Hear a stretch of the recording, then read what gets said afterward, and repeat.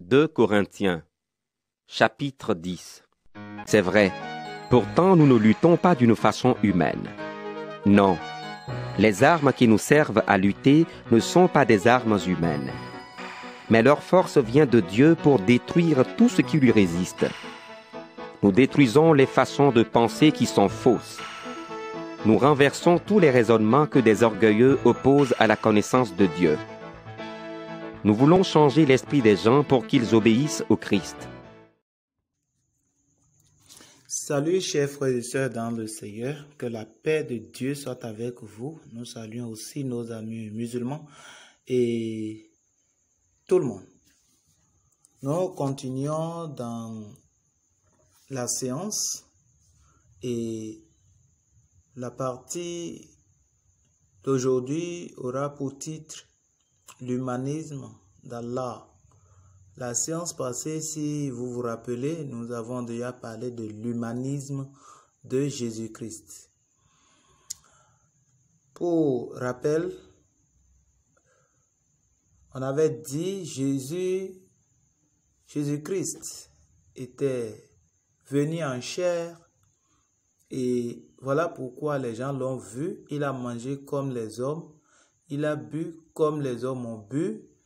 Il a parlé avec les hommes, il a pleuré avec les hommes, il a dormi comme les hommes dorment. Ils l'ont même circoncis comme on circoncis un homme. Il a exercé la fonction de prophète quand il était en chair. Il a exercé la fonction de pasteur quand il était sur terre, il a exercé la fonction de sacrificateur quand il était sur terre. Ce que les hommes font, il l'a fait. Mais est-ce que cela enlève en Jésus sa divinité? Pour certains, les antagonistes diront oui, parce que Jésus a pleuré, parce qu'il a la main, il a les bras, il a tout cela, il n'est pas Dieu. Maintenant, aujourd'hui, nous allons voir qui est Allah selon la source islamique. L'humanisme d'Allah selon les sources islamiques. Nous lisons dans Coran Ashura, le verset 11, qui dit ceci: il n'y a rien comme lui, et il est le tout écouteur et le tout voyant. Ce verset dit que Dieu est tout écouteur et tout voyant. Alors il voit et il entend. Dieu voit comme les hommes voient, il entend comme les hommes entendent. Ce sont des caractères humains. Alors, les caractères humains sont présents dans le Coran et attribués à Allah. Si nous lisons aussi dans Surat Al-Baqarah, le verset 115, partout où vous vous tournez, il y a la face d'Allah. Alors, si nous prenons Tafsir de Al-Qutubi, lui, il utilise l'expression la face d'Allah. Et il dit, c'est une expression de métaphore, car la face est la partie la plus évidente du corps et la plus digne. Comme nous savons, les expressions métaphoriques comprennent similitude ou ressemblance, métonymie et allégorie. Alors, Allah a la face comme les hommes ont la face. Allah a deux mains. Si nous lisons dans Surat Al-Fat, le verset 10, la main d'Allah est sur leurs mains. Ils disent ici que la main d'Allah est sur leurs mains, c'est-à-dire que Allah a une main qui est sur la main des hommes. Si nous prenons aussi dans Sunan de Al-Tomozi, nous voyons là que Allah a une main droite. Omar ibn al-Khattab a raconté, le prophète a dit, Dieu créa Adam, puis avec sa main droite, a échangé sa progéniture de son dos. Le peuple du paradis, il a dit, j'ai créé ces peuples pour le paradis et ils feront les actes du peuple du paradis. Puis il a échangé de son dos le peuple du feu et ils feront les actes du peuple du feu. Ça, c'est Sunan al-Tomozi, hadith numéro 3001. Alors ils disent que Allah a une main droite avec laquelle il a nettoyé le dos d'Adam.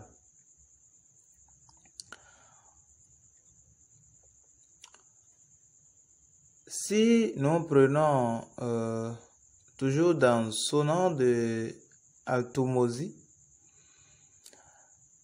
ce hadith et ce Sunan nous dit que Allah a une image et une main. Nous les ensemble. Ibn Abbas a raconté, le prophète a dit, mon Seigneur, béni soit son nom, c'est venu, son nom, oui, m'est venu dans une image merveilleuse. Il a mis sa main sur mes épaules et j'ai senti du froid à travers ma poitrine. Ici, on dit que Dieu a une image, ou du moins, Allah a une image et cette image était merveilleuse. Ça, ce n'est pas au paradis, ce n'est pas après notre mort. Lui parle quand il était vivant, il est vivant. Il dit que le prophète lui a dit ça. Le prophète a dit que son Seigneur est venu vers lui avec une image merveilleuse. Et il a touché, il a mis sa main sur ses épaules. Et le prophète a senti de fraîcheur à travers sa poitrine. Donc, Allah a une image et une main. Ils disent encore que Allah a deux mains. Si nous lisons dans Sahih al-Bukhari, Abu Huraira a raconté, bon, ce que pour l'image, je vais donner la référence, c'est Sunan al-Tomozi, hadith numéro 3157. Bien, ils disent que Allah, qu'ils assimilent à Dieu, a deux mains. Abu Huraira a raconté, la main de Dieu est pleine et de l'autre main, il porte la balance, il élève et il descend.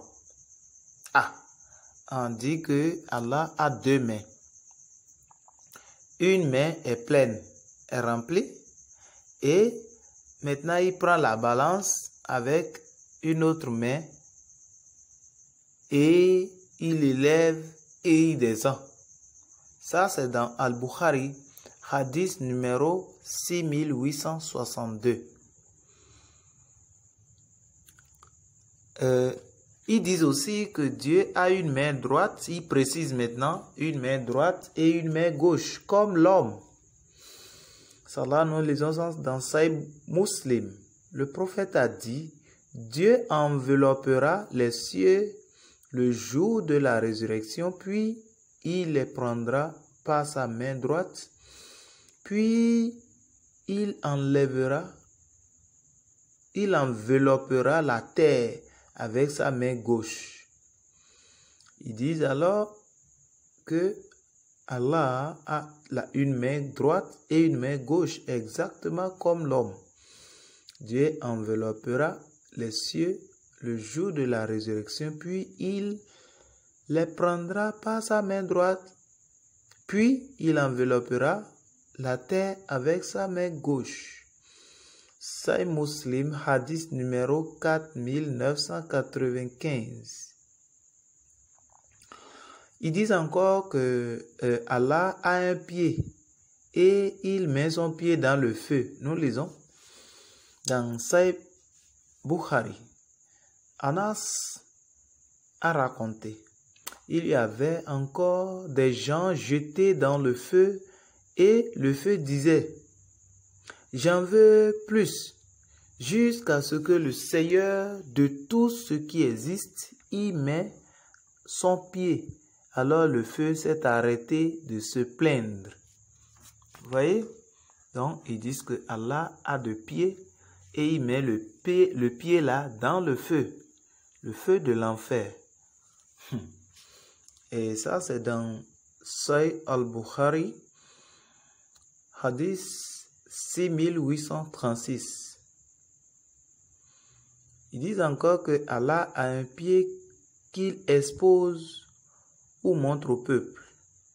Là, dans le chapitre du crayon, c'est-à-dire Surat Al-Kalam, le verset 42, qui dit ceci. Le jour où le pied sera mis nu et qu'ils seront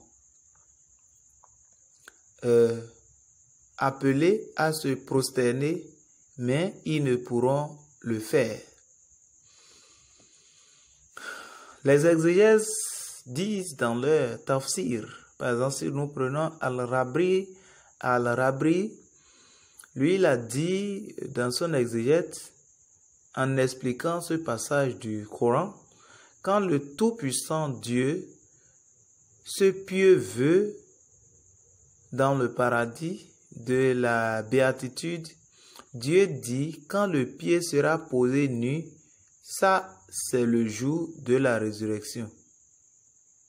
Al-Bukhari a dit, c'est raconté par Abbé Saïd Al-Kedri. J'ai entendu le prophète disant, notre Seigneur exposera son pied afin que chaque homme ou femme se prosterne devant lui.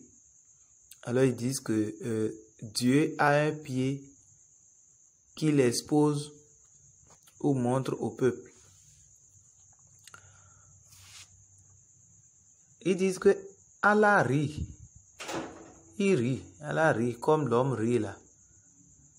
Dans le Sahih de Muslim, oui c'est Muslim, quand Dieu a fini de juger le peuple, un homme restait sa face orientée vers le feu et il était le dernier du peuple du paradis. Il dit, ô mon Seigneur, éloigne ma face du feu, car elle brûle. Dieu lui a dit, si je fais ceci pour toi, tu ne me demanderas pas autre chose. L'homme a dit, oui, je ne vous demanderai pas autre chose. Et il a donné à Dieu toutes les traités et promesses qu'il avait demandées. Alors Dieu a éloigné sa face du feu et comme l'homme a vu le paradis, il dit, ô mon Seigneur, prenez-moi au paradis. Le Seigneur lui a dit, si je fais ça pour toi, tu ne me demanderas pas autre chose. L'homme a répondu, oui, je ne vous demanderai pas autre chose. Alors Dieu le prit au paradis. Il a continué à invoquer Dieu jusqu'à ce que Dieu s'est mis à rire.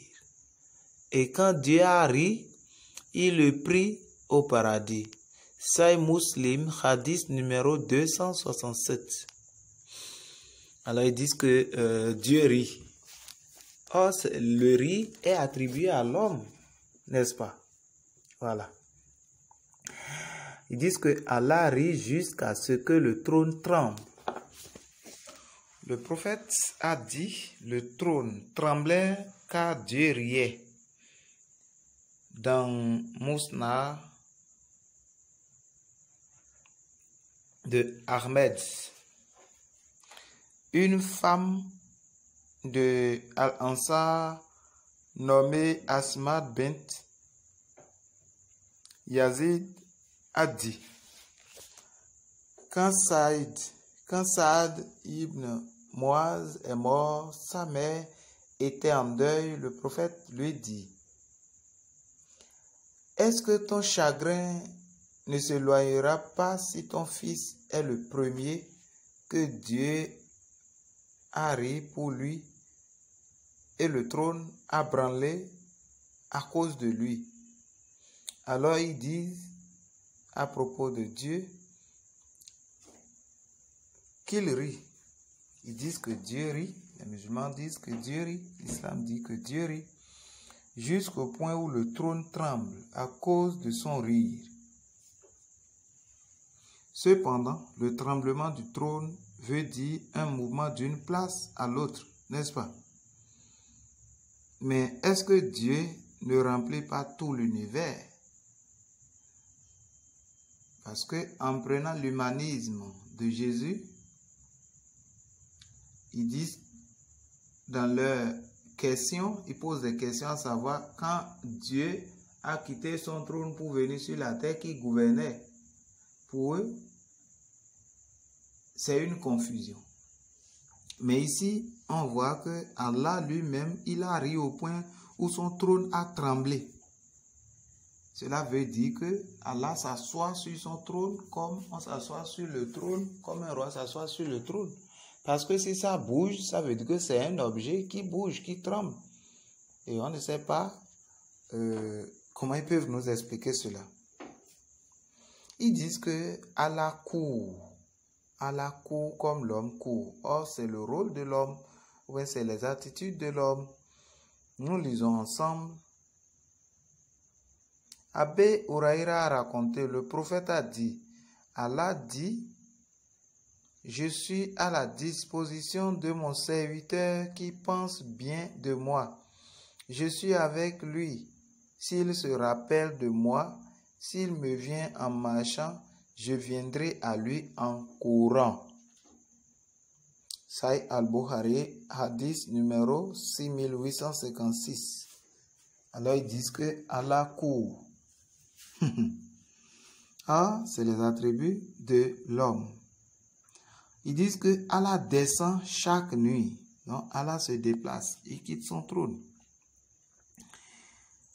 Abu Huraïra a raconté, le prophète a dit, Allah descend chaque nuit au ciel du bas et reste pour le tiers de la nuit. Il dit, si quelqu'un m'appelle, je lui répondrai. Celui qui me demande quelque chose, je la lui donnerai. Et quiconque demande mon pardon, je lui accorderai. Ça, c'est dans Sahih Muslim, hadith numéro 1261.